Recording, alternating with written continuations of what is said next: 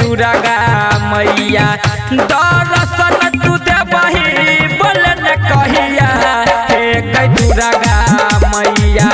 दर्शन तू देबही बोलन कहिया हे गई दुर्गा मैया हे गई दुर्गा मैया दुर्गा मैया बीची विकास बेतिया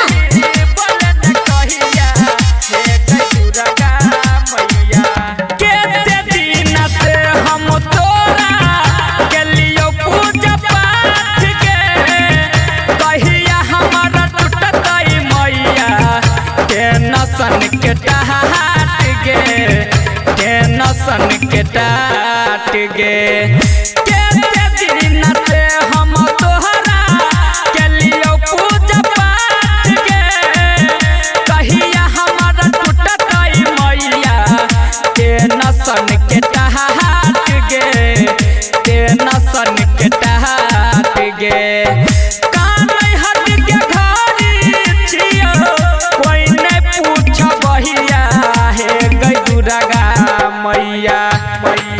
हे गई दुर्गा मैया दर्शन तू देबही बोलन कहिया हे गई दुर्गा मैया दर्शन तू देबही बोलन कहिया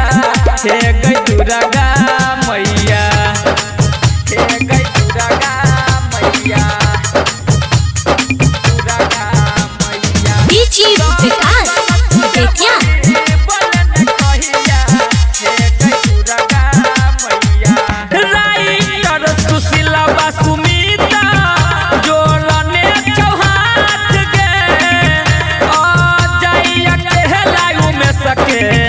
मानही न बात गे मानही न बात गे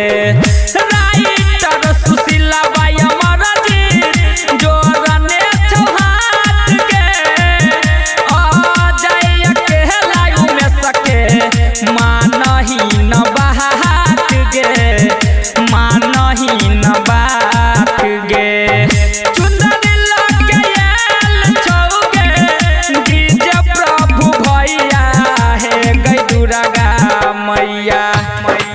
हे गई दुर्गा मैया दर्शन तू देबही बोलन कहिया हे गई दुर्गा मैया दर्शन तू देबही बोलन कहिया हे गई दुर्गा मैया हे गई दुर्गा मैया presented by Chopal Ji Music।